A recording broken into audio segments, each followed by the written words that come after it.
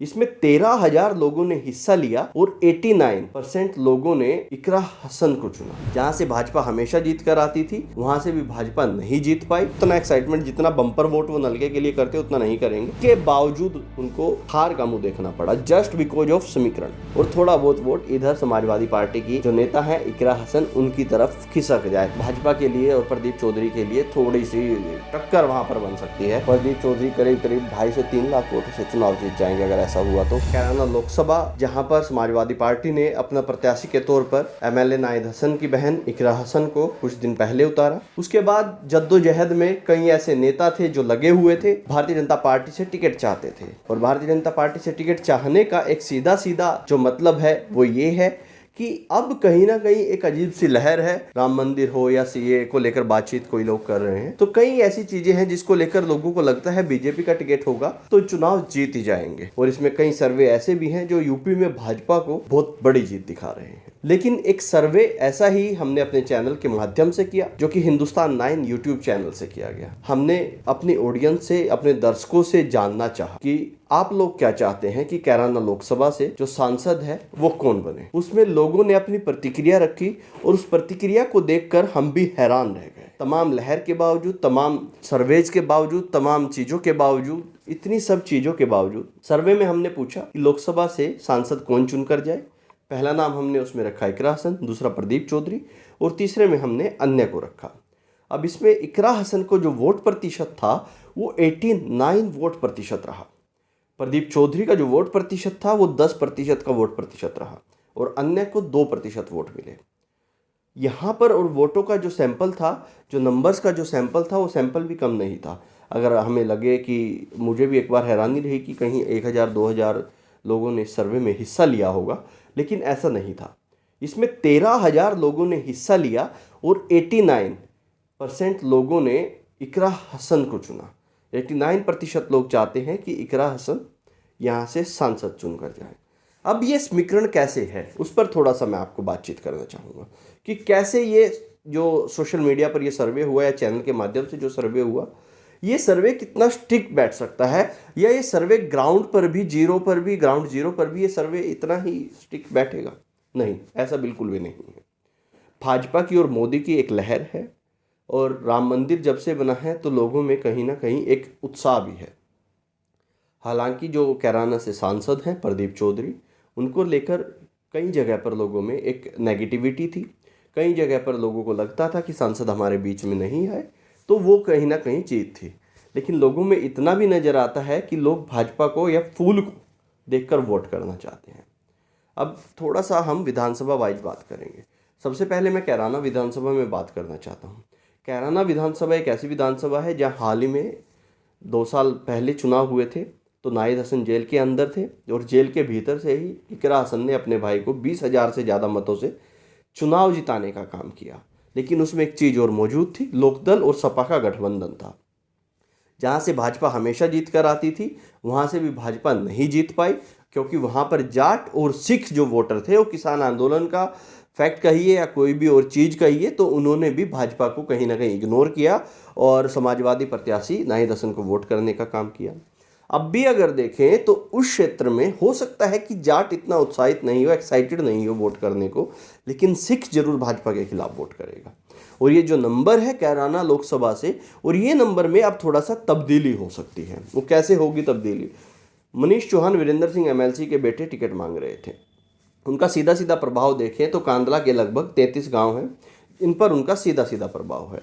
वहाँ से जितने पूर्व प्रधान रहे हो या हारने वाले प्रधान या जीतने वाले प्रधान, तीनों का कॉम्बिनेशन उनके पास आकर बैठता है, उनसे मिलता है। कुछ गांव कहें तो वो कहीं ना कहीं हो सकता है कि सबकी पार्टियां होती हैं, सब लोग नेताओं से कनेक्ट होते हैं, तो उसमें 33 गाँव में सीधा सीधा फर्क पड़ सकता है। इकरा हसन को चाहने वाले लोग वो बढ़ चढ़ कर वोटिंग कर सकते हैं, और जो भाजपा को चाहने वाले या फिर नरेंद्र मोदी को चाहने वाले वो थोड़ा सा एक्साइटमेंट कम दिखा सकते हैं। हो सकता है कि वहाँ से वोटिंग प्रतिशत कम हो, और जो इधर खादर के गांव है, मुस्लिम बाहुल्य गांव है, वहाँ पर वोटिंग आपको हाई नंबर में आपको देखने को मिल सकता है। और वहाँ पर पहले भी 90% वोटिंग हुआ है, 95% तक भी वोटिंग हुआ है।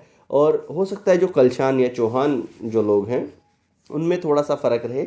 और मंत्री जी जो वीरेंद्र सिंह चौहान हैं या मनीष चौहान हैं, अगर वो एक रिस्पॉन्सिबिलिटी के साथ लोगों को नहीं कहते हैं तो लोग इस चुनाव को लेकर उतना एक्साइटमेंट नहीं दिखाएंगे। और ये जो नंबर 20 से 25 हज़ार का था, ये नंबर कहीं ना कहीं कैराना से तो बढ़ सकता है।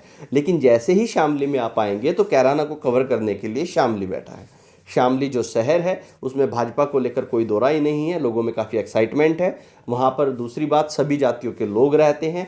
और हाँ, इस चीज़ से हो सकता है कि थोड़ा बहुत नाराज़गी हो सांसद से, प्रदीप चौधरी जी से, लेकिन ऐसा नहीं है कि वोट नहीं करेंगे। जितना उनको वोट करना था, जितना वोट करना चाहते थे, उतना वो वोट करेंगे। जहाँ पर थोड़ा बहुत नाराज़गी होगा, हो सकता है एक्साइटमेंट कम हो, लेकिन कहीं ना कहीं मुझे ऐसा लगता है कि कैराना को वो कवर कर लेंगे। लेकिन इसमें भी एक फैक्टर और है, जो गांव की तरफ आप जाएंगे तो जब शामली से आप चलते हैं लिलोन, और लिलोन से फिर उसके बाद खंद्रावली, बलवा, ब्रह्मखेड़ा, मीमला, एंड उसके बाद जसाला आप आइए, गुजरपुर, फतेहपुर आप आइए, इधर किवाना आप आइए, तो इन गाँव में कहीं ना कहीं वीरेंद्र सिंह जी का फैक्ट रहा है, इनके चाहने वाले लोग रहे हैं। तो वहाँ पर थोड़ा सा कहीं भाजपा को निराशा देखने को मिल सकती है, या फिर वीरेंद्र सिंह जी अगर वहाँ पर लोगों से अपील करेंगे और चुनाव को लेकर वोट मांगेंगे तो भाजपा के लिए पॉजिटिव वहाँ पर रह सकता है। यहाँ पर तो शामली को लेकर रहा था, जाटों में एक्साइटमेंट उतना नहीं रहेगा। जाटों का हमेशा से एक चीज़ रही है कि अगर सिंबल हमारा होगा, नलके का होगा, तो हम वोट डालेंगे और अपना नलके के लिए। लेकिन अब उतना एक्साइटमेंट, जितना बम्पर वोट वो नलके के लिए करते उतना नहीं करेंगे। लेकिन शामली भाजपा के लिए काफ़ी पॉजिटिव रहने वाला है। थाना भवन में आप आएंगे तो थाना भवन में सुरेश राणा जो भारतीय जनता पार्टी के एक काफ़ी लोकप्रिय नेता हैं, और उन्होंने जो काम किए हैं थाना भवन में, शायद मुझे नहीं लगता इतने काम कहीं भी हुए हैं।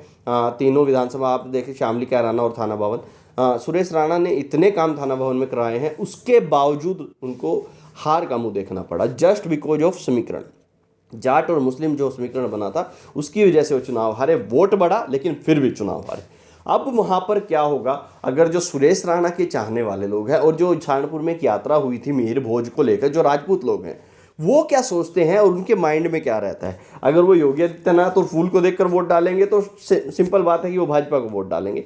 लेकिन अगर वहाँ पर थोड़ा सा उस यात्रा को लेकर उनके मन में कुछ रहा तो हो सकता है वहाँ पर भी वोटिंग परसेंट कम हो, एक्साइटमेंट कम हो, और थोड़ा बहुत वोट इधर समाजवादी पार्टी की जो नेता है इकरा हसन, उनकी तरफ खिसक जाए।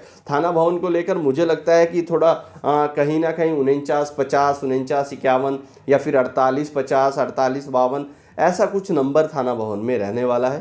थोड़ा इसके बाद गंगों में जाएंगे तो गंगों में मुस्लिम वोटर काफ़ी तादाद में हैं। इंदर सैन जी, उनके भाई रुद्र सैन जी, जो समाजवादी पार्टी का उनके पास एक बहुत बड़ा दायित्व है, उनके ऊपर जिम्मेदारियां रहेंगी उनको वोट दिलाने के लिए। जो गुजर वोटर है वो कितना वहाँ पर कारगर साबित होता है। पूरा का पूरा चुनाव इंदर सैन, रुद्र सैन जी के आसपास घूमता है कि वो जो उनके अपने नंबर्स हैं, उनके अपने गांव हैं, उनके अपने चाहने वाले हैं, तो वहाँ किस तरह से आप देखते हैं कि वो किस तरह से समाजवादी पार्टी की नेता को मदद करेंगे, या फिर प्रदीप चौधरी को लेकर लोग अपना ये मानेंगे कि भैया हिंदू गुजर है तो हिंदू गुजर पर चले जाएंगे, बाकी के जो जातियाँ हैं वो उस पर बढ़ जाएंगी। तो उस हिसाब से गंगों को लेकर थोड़ा सा इंदर सैन, रुद्र सैन के आसपास चुनाव घूमेगा, और वहाँ को लेकर जनता क्या सोचती है तो वो इसमें रह सकता है। अब नकुड़ का तो आपने देखा ही था, धर्म सिंह सैनी कितने छोटे से मार्जिन से चुनाव हारे थे मुकेश चौधरी के सामने। सैनी वोटर पर क्या फ़र्क पड़ेगा। कुछ वीडियोज़ में देखता हूं तो सैनी लोग भी कहते हैं कि कहीं ना कहीं हमारा कैंडिडेट होना चाहिए था, उनकी भी अपनी मांग है। हालांकि जो सैनी लोग हैं वो भाजपा की तरफ थोड़ा सा अपना रुख रखते हैं, लेकिन अगर धर्म सिंह सैनी वहाँ पर कुछ थोड़ा बहुत खेल करते हैं, थोड़ी बहुत चीज़ें करते हैं, तो वहाँ पर भी कहीं ना कहीं ऐसा हो सकता है कि भाजपा के लिए और प्रदीप चौधरी के लिए थोड़ी सी टक्कर वहाँ पर बन सकती है, और थोड़ी सी चीज़ें वहाँ पर बन सकती हैं। और अब हम दो जो मेन फैक्टर हैं उन पर हम बात करेंगे, जो बसपा का वोटर है और उसके बाद जो कश्यप समाज है। कश्यप समाज, जहाँ जितना मेरी समझ है, हो सकता है गलत हो, लगभग 80 हज़ार से 1 लाख के बीच बताया जा रहा है पूरी लोकसभा में कश्यप समाज। और कश्यप समाज क्या सोचता है, किस तरफ जाता है, कैसे देखता है। हालांकि जब कुछ गांव में प्रधानी के चुनाव होते हैं तो अब की बार मैंने देखा पूरी लोकसभा में करीब 15 से 25 के बीच में ऐसा नंबर रहा जो कश्यप प्रधान चुनकर गए, और उन गाँव में चुनकर गए जिसमें गुर्जर बाहुल्य वोट है। तो इसमें हो सकता है कि एक अलग गुट बने। जब वो चुनकर गए हैं तो उनका एक अलग गुट भी बना होगा, उन लोगों की एक समझ भी रही होगी। तो वो क्या सोचते हैं, सबसे बड़ा जो मेन फैक्टर रहेगा कश्यप और बसपा का वोटर, वो किधर रुक करेगा, वो कहाँ पर देखता है, वो एक बहुत बड़ा मेन फैक्टर रहेगा। हाँ, और मैं आपको एक चीज़ और बता दूं, अगर हम देखें तो भाजपा और अगर चुनाव वहीं पर आ जाता है जहाँ लोगों को लगता है हो सकता है हिंदू मुसलमान का चुनाव बन जाए, ऐसा कुछ चुनाव बन जाए, तो फिर तो कोई नंबर्स ही नहीं है, फिर तो आमने सामने कोई फाइट ही नहीं है। प्रदीप चौधरी करीब करीब 2.5 से 3 लाख वोटों से चुनाव जीत जाएंगे। अगर ऐसा हुआ तो हो सकता है ये नंबर और भी ज़्यादा बढ़ जाए। आप देखेंगे तो लगभग 6.5 लाख 6.25 लाख मुस्लिम वोटर है पूरी लोकसभा में, और बाकी का जो वोटर है वो करीब 11 लाख वोटर जो है वो हिंदू वोटर है। तो वहाँ पर कोई नंबर नहीं समझ आता है, कोई ऐसी चीज़ नहीं होती है। एक चीज़ ज़रूर कहूँगा, जो मुस्लिम वोटर है वो बढ़ चढ़कर वोटिंग करता है, एक्साइटेड रहता है वोट करने के लिए, एक्साइटमेंट दिखाता है। और जो हिंदू वोटर है वो थोड़ा सा कम वोट करता है, हो सकता है वो 50-55% तक वोट करे। और जो मुस्लिम वोटर है वो हो सकता है 80-85 या 90% तक भी वोट करने के लिए चला जाए। 80% तो कम से कम रहने वाला है। तो वहाँ पर थोड़ा सा तालमेल है वो दिखाई देगा। लेकिन सोशल मीडिया पे सर्वे के हिसाब से आई डोंट थिंक कि इकरा हसन को कोई हरा सकता है, क्योंकि कई सर्वे ऐसे मैंने देखे हैं, कई और नेताओं के साथ उनको कंपैरिजन हमने करके देखा है कि इकरा हसन को 90% वोट मिल जाता है और बाकी के 3-4-5 नेता वो 10% में रह जाते हैं। मुझे नहीं लगता कि उनको कोई हरा पाएगा इस तरह से, इस तरह के सर्वेज में कभी भी वो हार पाएंगी। आसान नहीं है किसी के लिए भी सोशल मीडिया पर तो कम से कम उनके सामने टिकना। अब ग्राउंड पे इकरा कितना टिकती है, उनका वोटर जो सपोर्टर है जो सोशल मीडिया पर इस तरह से आता है, इस तरह से चढ़ के बोलता है, वो ग्राउंड पर कितना अपना एक्साइटमेंट दिखाएगा। और आप क्या समझते हैं कि ये चुनाव किस तरफ जाने वाला है, किस राह पर ये चुनाव रहने वाला है कैराना लोकसभा का?